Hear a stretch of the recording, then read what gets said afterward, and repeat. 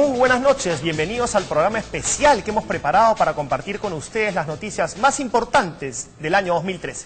Bueno, en este año el ambiente político estuvo muy movido. Los últimos expresidentes están en el banquillo de los acusados. Un ministro renunció, un congresista fue desaforado y la alcaldesa de Lima se salvó de la revocatoria.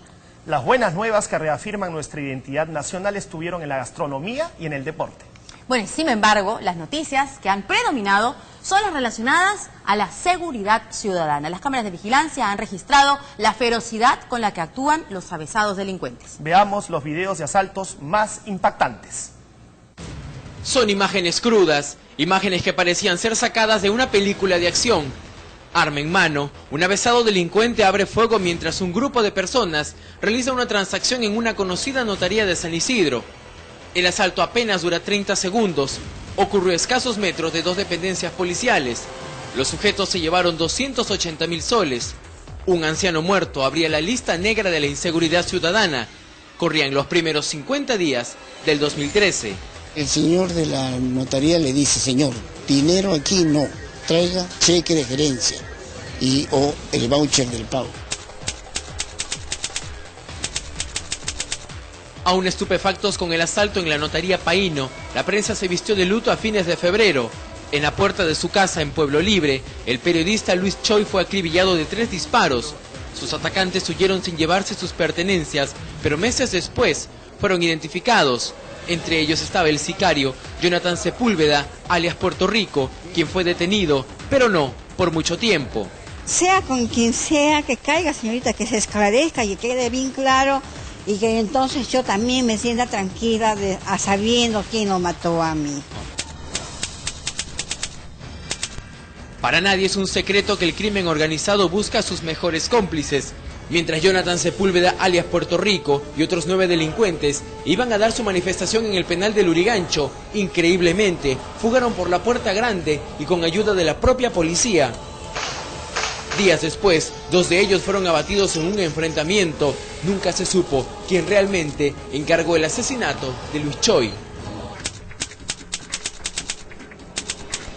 Con la ferocidad de verdaderos delincuentes a sueldo, las cámaras de seguridad de un chifa en el Callao captaron cómo 2 comensales fueron cruelmente abatidos por sicarios.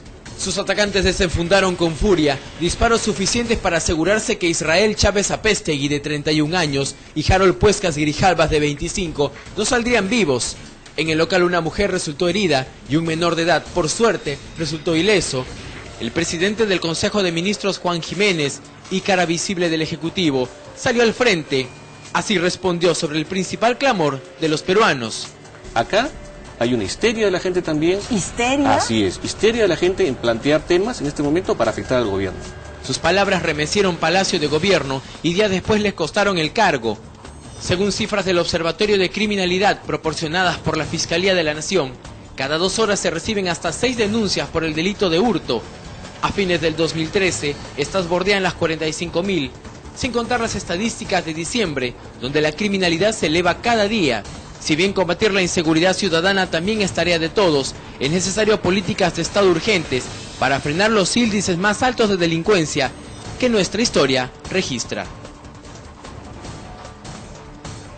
Y el expresidente Alejandro Toledo fue el primero en afrontar una denuncia por enriquecimiento ilícito que podría mantenerlo lejos de la próxima campaña presidencial.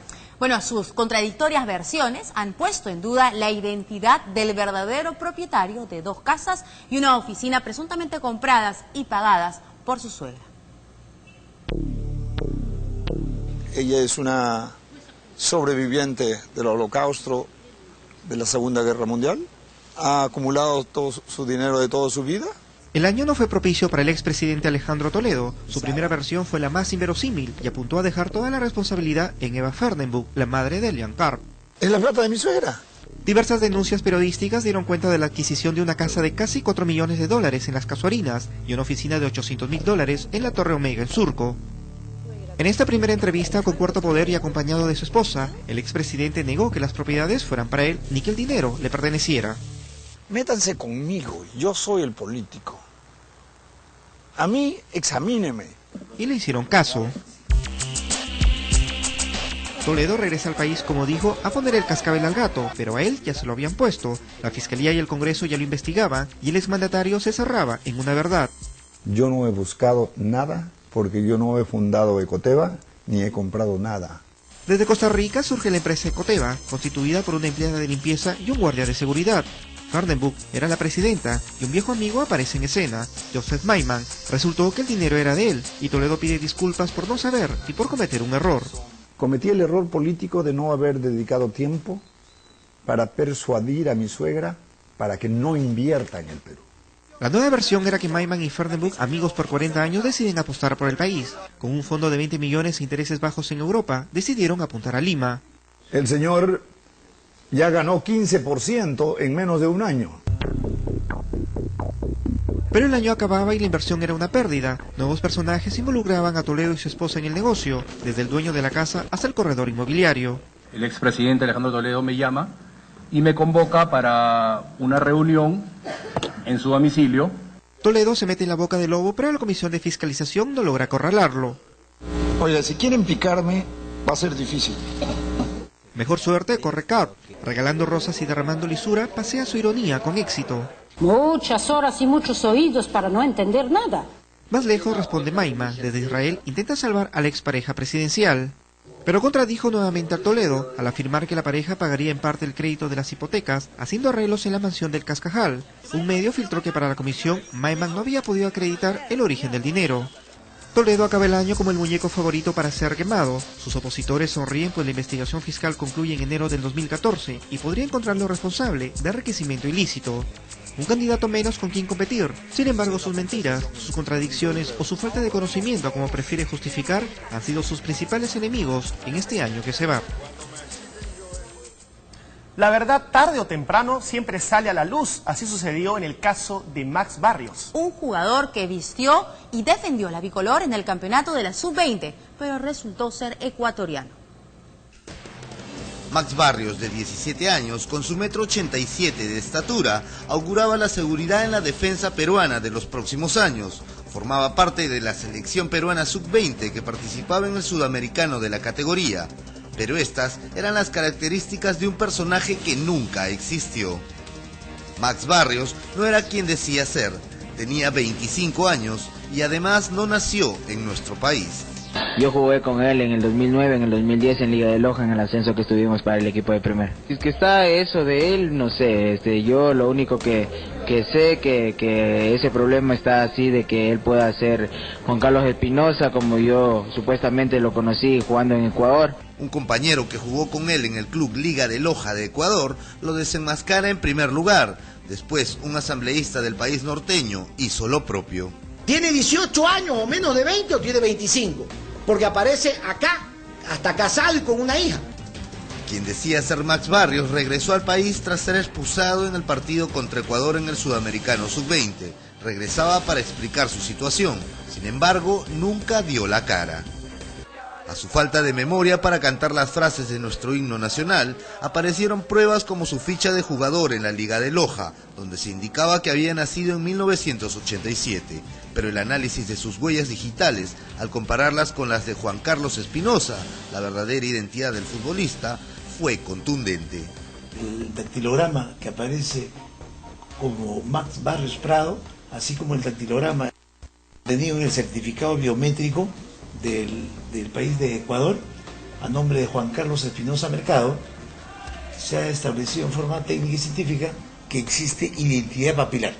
Consecuentemente, corresponde a una misma y única persona. Pese a la defensa cerrada del supuesto padre del jugador Ángel Barrios, la mentira se cayó a pedazos.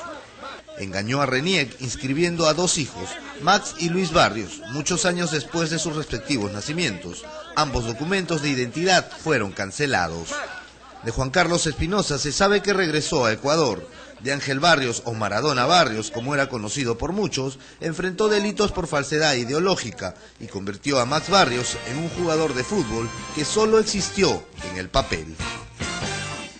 Este año asistimos 2 veces a las urnas. En la primera, Susana Villarán salió victoriosa de la revocación. Los limeños le dieron una segunda oportunidad, pero solo a ella. En la segunda, la alcaldesa confirmó que trabajaría con un consejo adverso, sin afines. Susana Villarán conoció el sabor de la victoria y de la derrota en un solo bocado. No fue revocada, pero se quedó sola en el Concejo de Lima. Lima es una sola y nadie debió nunca atreverse a dividirla. Empezó el año bajo una ola de críticas por la inundación de la obra Vía Parque Rímac y por el alquiler de luces para los vehículos del Serenazgo que no salieron a patrullar las calles. ¿Por qué no terminar el periodo de una persona y juzgarla al final de sus 4 años? No a las ambiciones de un grupo que siempre quiso medrar en Lima y que quiere regresar al gobierno de la ciudad por la puerta falsa. Para salir airosa tuvo que dar su brazo a torcer y hacer un mea culpa. No se trata de negar insuficiencias, errores y problemas en mi gestión. Los reconozco y me esfuerzo día a día en corregirlos. Sucedió lo impensable y pactó con el PPC y recibió el apoyo de Lourdes Flores Nano. La autoridad es la señora Villarán y debemos respaldarla. Con una millonaria campaña por el no a la revocatoria, a cargo del asesor Luis Fabre, Villarán se quedó en el poder. Toda persona creyente no solamente pide perdón y perdón. El caso de la parada siempre estuvo rondando tras los desmanes del 2012. En abril, el juez Malson Urbina falló a favor de los comerciantes. Ordenó que el municipio de Lima retire los bloques de cemento para evitar el ingreso de los camiones.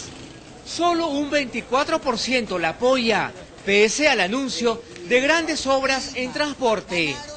El aumento del costo de los peajes no cayó bien en la ciudadanía.